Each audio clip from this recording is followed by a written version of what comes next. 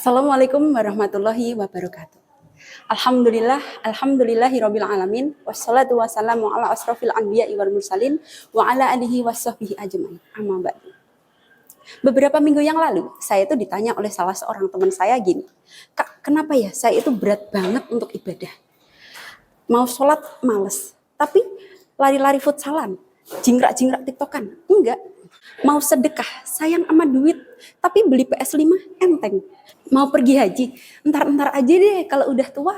Sekarang masih muda, keliling-keliling dulu, jalan-jalan keliling Indonesia gitu." Lalu bagaimana jawabannya? Masalahnya, saya juga begitu. Karena ini bukan tentang pengetahuan saja, tapi juga pengalaman. Belajarnya nggak bisa kepada orang yang hanya sekedar tahu, tapi juga melakukan. Siapa dong? Jalaluddin Rumi, salah seorang sufi yang tersohor. Kata Rumi, tanpa cinta, semua ibadah adalah beban. Hah? Beban? Yang benar aja. Coba kita perhatikan. Kenapa keluarin budget untuk traveling enteng? Ya karena kita cinta traveling. Kenapa main futsal nggak berat? Ya karena kita hobi main futsal. Kenapa main TikTok nggak males? Ya karena kita suka main TikTok. Nah sekarang pertanyaannya, kalau diri ini cinta traveling, suka main TikTok, hobi jalan-jalan, nah itu kan mudah ya. Bagaimana jika kalau cinta ibadah? Gimana tuh caranya? Oke, mari kita bahas. Yang pertama, tak kenal maka tak sayang. Maka kenali kepada siapa kita beribadah. Kepada Allah dan Rasulullah. Sholat untuk menyembah Allah. Sholawat untuk mengagungkan Rasulullah. Siapa Allah dan Rasulullah itu? Allah itu Tuhan kita, Kak. Rasulullah itu Rasul kita, Kak. Ya kalau itu saya juga tahu botol kecap. Bukan itu maksudnya. Allah itu adalah Tuhan yang maha cinta. Dia Ar-Rahman dan Ar-Rahim. Dia maha pengasih lagi maha penyayang. Dalam hadis qudsi dikatakan bahwa Allah itu cinta kita duluan. Analaka muhib, fabihaqqi alaika kulli muhibba. Aku mencintaimu wahai manusia, maka cintalah kepadaku sebagaimana aku mencintaimu. Gila nggak tuh? Allah yang nembak kita duluan. Padahal kita yang butuh Allah. Tapi Allah yang nembak kita duluan. Saking cintanya Allah kepada kita.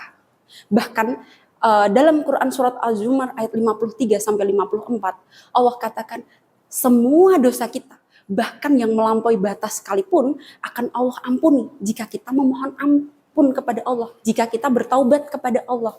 Semua dosa kita akan diampuni oleh Allah jika kita memohon ampun.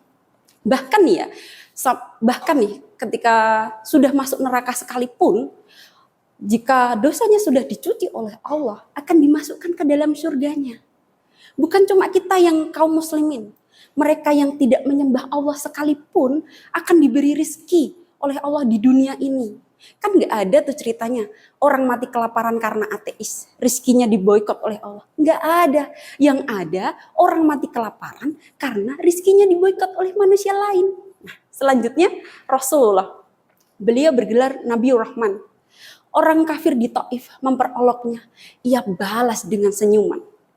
Melemparnya dengan batu, ia balas dengan doa penuh cinta. Mengolok-oloknya, Nabi balas dengan penuh cinta. Apalagi kita yang umatnya. Bahkan sampai detik akhir hidupnya pun, yang dipikirkan Nabi adalah ummati, ummati, ummati. Umatku, umatku, umatku. Yang didoakan adalah kita. Kebahagiaan kita di dunia dan keselamatan kita di akhirat. Bahkan ya, yang secara sah hitung-hitungan masuk neraka, Nabi masih mau nolong kita dengan memberikan voucher yang disebut syafaat. Sehingga kita bisa dimasukkan ke dalam surga oleh Allah. Nah, kalau kita sudah tahu bahwa kita beribadah kepada Allah yang maha cinta dan Nabi yang penuh cinta, apa iya kita nggak mau beribadah dengan cinta? Yang kedua, sadari sebagaimana kata Allah dalam Quran surat Al-Isra ayat ke-7, bahwa ibadahmu itu bukan untuk Allah, tapi untuk dirimu sendiri, untuk kebaikanmu. Kalau Allah kamu nggak ibadah, Allah nggak rugi. Kamu beribadah, Allah juga nggak makin hebat. Lalu sedekahmu, apa itu untuk Allah? Enggak, Allah nggak butuh sedekah kita. Allah maha kaya. Lalu untuk apa dong? Ya untuk diri kita, untuk kebaikan kita gitu. Agar nggak hanya punya tabungan di BRI, tapi juga punya tabungan di BRS, Bank Rakyat Surga. Yang ketiga, pahami makna dari setiap ibadah. Orang tidak akan mencintai sesuatu kalau dia tidak tahu maknanya. Contoh, Kenapa orang mau susah-susah cari duit? Ya karena dia tahu duit itu bisa bikin hidup enak. Kenapa orang mau rajin belajar? Ya karena dia tahu pandai pangkal kesuksesan. Lalu kenapa mau capek-capek sholat? Kenapa tuh? Wait, nggak capek sih sebenarnya. Cuma berapa menit aja gitu. Tapi ya udahlah, anggaplah capek. Kenapa? Anda nunggu, cari aja sendiri maknanya ya. Biar nggak merasa sia-sia, biar makin semangat ibadahnya. Yang keempat, jangan pernah berputus asa. Semua itu butuh proses. Mencintai pun juga butuh proses. Kayak yang dulu sih nggak cinta doi, cuma lama-kelamaan kenal ya jadi cinta. Nah gitu kira-kira. Kan tak kenal maka tak sayang. Mengenal itu butuh proses. Karena itu Allah melarang banget kita untuk berputus asa. Kadang suka nyesel setelah sedekah 10.000 gitu. Coba aja terus, jalani terus. Sampai kita menemukan titik ikhlas dan menikmatinya. Kadang masih suka ngantuk gitu saat sholat subuh. Jalani aja terus. Sampai kita menemukan kenikmatannya.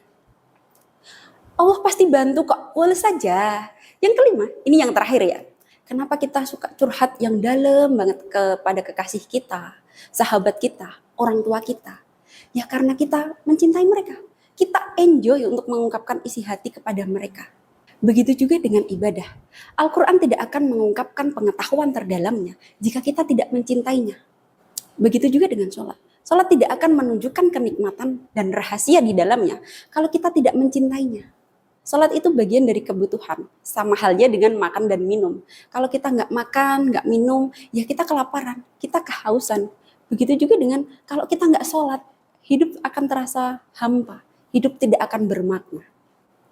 Tanpa cinta, ibadah adalah kewajiban. Dengan cinta, ibadah adalah kecanduan.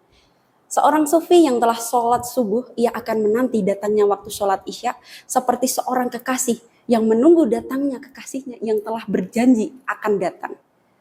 Itulah puncak dari ibadahmu. Terima kasih. Wassalamualaikum warahmatullahi wabarakatuh.